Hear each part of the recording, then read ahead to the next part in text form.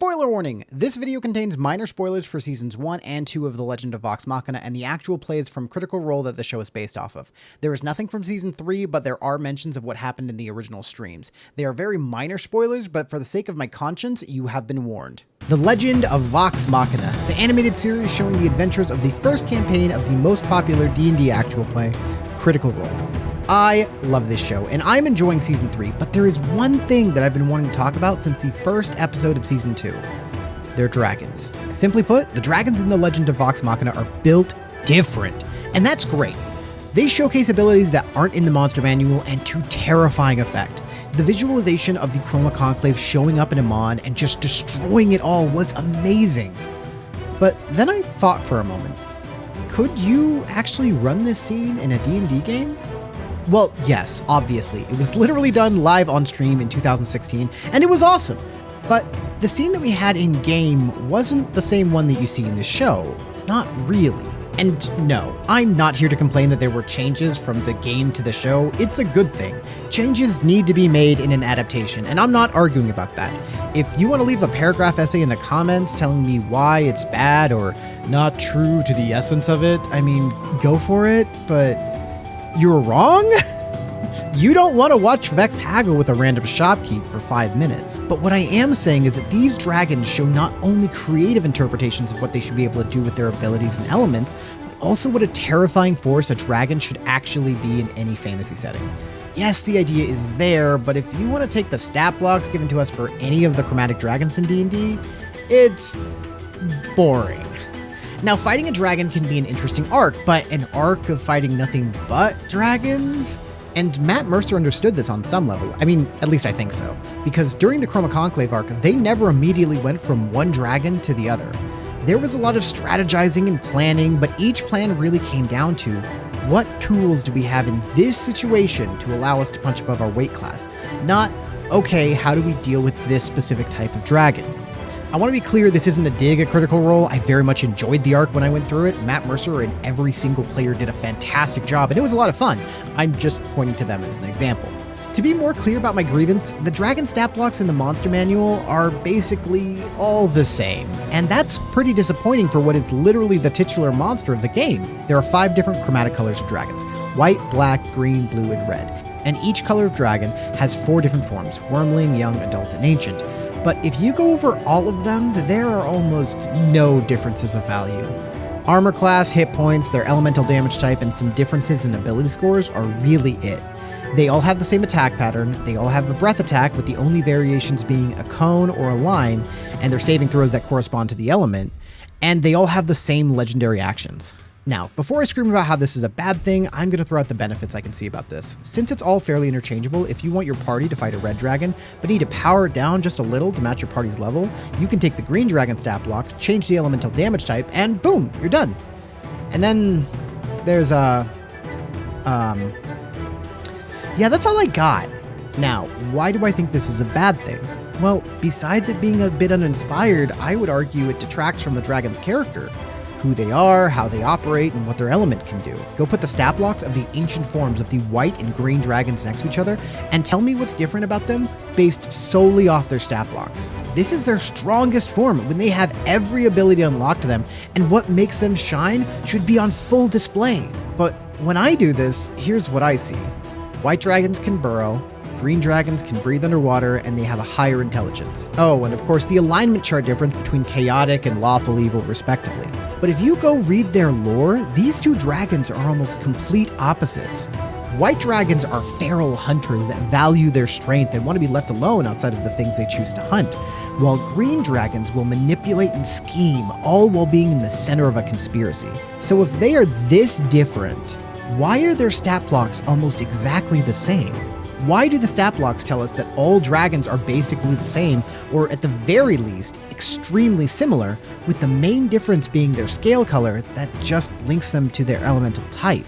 Now, this is a bit of personal taste here, but when I'm homebrewing a monster that should be a challenging fight or an important character, I want to make sure that their character comes out in how they fight. A fight can be a great storytelling moment that can tell your players about the person or creature they're fighting and who they are at their core. And since each variation of dragon has completely different personality bases, How could these dragon stat blocks look if they reflected the desires and attitudes given in their lore? That was a question I asked when I started working on this video, and I decided to take one of the chromatics and build a new stat block by heavily altering what we were given. For the first outing, I decided to take the Black Dragon, which I figured would be a good option since they fought Umbrasyl at the end of the second season. I would be able to look at that and get some inspiration and figure out what I wanted to do. However, for the fight they had on screen, they decided to give him a whole invisibility thing? I mean, it was a cool gimmick for the fight, but when I googled acid and invisibility, the only thing that came up for me was invisible ink, so I had to go back to the drawing board for inspiration. So then I looked at the design of the Black Dragons and where they lived, and I made a connection, or at the very least, I had an idea. They live in swamps and ruins. Now, dragons have the ability to change and affect the biome of the areas that they live in, so swamps feels like their preference. Also, looking over their designs a little bit, their jaws caught my eye, and I started to make a connection with another reptilian creature that lives in swamps: alligators and crocodiles. Now, obviously, this is no one-to-one, but tell me that you can't see a black dragon swimming around in pools of acid, waiting to strike. Also, science backs me up a little for this connection because crocodiles have the most acidic stomach of any vertebrate. It helps them digest the flesh and bones that they eat. Okay, it's a small connection, but there's your fun fact for the day. So I decided to take some inspiration from alligators and crocodiles and then came back to the other description of their layers: ruins. Ruin seems like a very interesting point and gives a bit more insight into their personality. Places that have begun to wither away? That says something. But this is when I came to a little bit of an issue. In writing these new stat blocks, I'm going to be looking into the lore and creating my own variation of a dragon, and that is an important note for me. I'll be focusing on certain points that I think make an interesting creature to both fight and release into my worlds. I'll be highlighting certain things that I may be interpreting differently than intended for the original chromatics, and showcasing aspects that I just think are cool or introducing my own. There will be a lot of overlap in lore and mechanics, which should be a given since I'm taking direct inspiration. But in your world, these guys can live alongside the typical black chromatics or replace them. It's up to you. But without further ado, allow me to tell you about the Wither Dragons.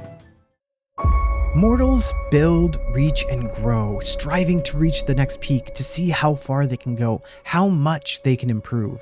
And civilizations do the same. Throughout history, different situations will bring lands into a bright future. Noble rulers, divine protection, or simply good fortune will bring continents to a beautiful golden age. But no era can last forever. All heroes will die. All monuments will crumble as all things come to an end. This is something that the Wither Dragons know well, and they keep this philosophy deep in their hearts. When a civilization falls and the places that were once the glittering jewels of a kingdom have broken, a Wither Dragon will move in to claim those jewels as its new home. In these places that will turn into swamps and bogs due to the dragon's mere presence over an extended time, the dragon will surround itself with all the things that once made the land a paradise. All dragons love treasure, but the relics of what was once great are what a Wither Dragon desires more than all else. The armor of a hero that died, failing to defend her home and family. The tree that once stood as a monument to the strength of a kingdom, now corrupted and a shadow of what it once was. Or the table that once seated the legendary king and all his heroic knights. These are the treasures that a Wither Dragon will prize among all else. Bounties that were once beautiful and resplendent, now decayed and corrupted. But these dragons are nothing if not proactive in claiming what they desire. A powerful Wither Dragon may see it as their right to claim a capital and bring it to its knees, all to create a new lair. A Wither Dragon that is powerful enough will launch an attack and claim it after it destroys all forms of strength in the city. Then, with a twisted pleasure, they will rule as a tyrant over the once great land, enjoying as it watches everything that was once distinguished and illustrious about the area fall into ruin and become twisted. A more patient Wither Dragon might help speed up the process of a kingdom's downfall by simply creating more problems than can be dealt with. But if they take an active role in the fall of a land, ruthless and cruel trials and tribulations await all who live there. A common tale of Wither Dragons is that they will arrive near a city and demand a single champion of the land to battle them in their lair. In exchange, the Wither Dragon will provoke no conflict for 1 year. Those in charge will have a few options in this situation, with none of them being particularly promising. A commonly proposed solution is to send a party of adventurers to slay the dragon. But in failure, the deal will have been broken, and the dragon will surely respond with violence and fury. The city could deny the dragon, which could then attack, and even if victory is possible, it will certainly end with the deaths of many civilians. However, more likely, the dragon would hunt where defenses are weakest and destroy resources, adding extra strain on every link in every chain until the chains break. The last option is the most distressing, but contains a glimmer of hope.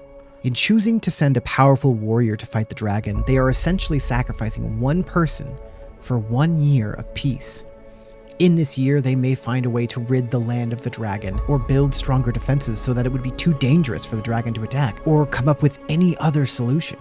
However, this hope is what the dragon wants. In reality, the number of strong warriors will dwindle over the years as this deal is made over and over again, and any resources put towards dealing with the dragon in that year will be taken away from other areas where they are needed. Other countries might see weakness and declare war. A rebellion might begin, led by the people that couldn't get what they needed in order to fund defenses against the dragon. Or, overwhelmed with their issues, those in power may choose to bend the knee to the Great Worm. These are the outcomes truly desired by the Wither Dragon, for nothing is as desirable to them as to watch what was once great fall. Wither dragons believe themselves to be a force of entropy, of nihility. Living in places that were once beautiful and now destroyed, they revel as their very presence turns the area into twisted bogs and swamps that are difficult to traverse. They have a particular interest in creatures with a great sense of pride and enjoy showing them that eventually they will fall, just as all have before them. However, the great pride prevalent in dragons seems to allow them to ignore the fact that this truth applies to them as well. Or perhaps even more concerning, they are aware of this and simply wish to watch as much burn as possible before they welcome the end when it calls to them as well. And that is the Wither Dragon. After I had their primary desires down, I wanted to put a lot of thought into them and give an example of how they might use their cruelty in a way that would be easy to put into your games. For example, what if the players discovered that a Wither Dragon has been making the deal mentioned with a capital city for decades in secret? People assumed that these people had been going missing during typical adventuring hazards, but in reality, they've actually been tricked into being sacrificed by the ruling government to keep the dragon at bay. What do the adventurers do now? Do the adventurers go public with the news? Do they try and take this powerful dragon down on their own? How will the rulers of the city react now that the adventurers know their secret? Will they try and stop the adventurers from trying to fight the dragon because they don't believe that the dragon can even be stopped, and they don't want the people that they've been protecting and sacrificed so much for to face its wrath? Or maybe the players are hired by someone who wants a particular treasure from the dragon's hoard. Not a powerful artifact, but a family heirloom of a parent who died trying to hold off the dragon. Or maybe just a historic relic that is important to a people's history. Now you have a heist arc for your players for them to plan and completely overanalyze. I mean, that sounds fun to me. Trying to sneak through the lair of an ambush predator? That sounds exciting. Now, if you want to use any of these ideas or any of your own, there are links in the description below where you can download their stat blocks for free. I altered a fair amount in the stat blocks, giving them new attacks, legendary actions, layer actions, added more appropriate scaling to the dragon's damage throughout the different forms, and altered how the line breath attacks work, since it's pretty bad in comparison to the cone. It's like really bad, as well as giving a special acid exclusive effect. Also, as a note, the original Black Dragon's layer actions are pretty cool and would still 100% fit for the Wither Dragons, but since they aren't in the SRD covered by the Creative Commons license, I can't include them. But if you wanted, you could absolutely add them as options for the layer, or even put them in a table together with the ones I wrote and roll to see which layer action happens to leave a little more up to the fate granted by the dice. I don't know, that idea seemed like it might be fun to me when I was writing them. So, take the stat block and run it against your players to see how you like it. But be aware that these dragons are a bit stronger and more flexible than their SRD counterparts. Or maybe send this video to your DM so that they can have more tools in their belt, or your friend who just likes to talk about dragons. I really like making this video, even though it was a lot of work and I ran into a lot of issues. But I would love to make more of these variation dragons. So if you liked the video, let me know by liking or saying something in the comments, or just saying hi. The more people that like and share and watch the video, the higher likelihood that I'll make more of these. So if you actually made it this far, thank you for watching. I really appreciate it. But with that, thank you for watching, and I will catch you next time.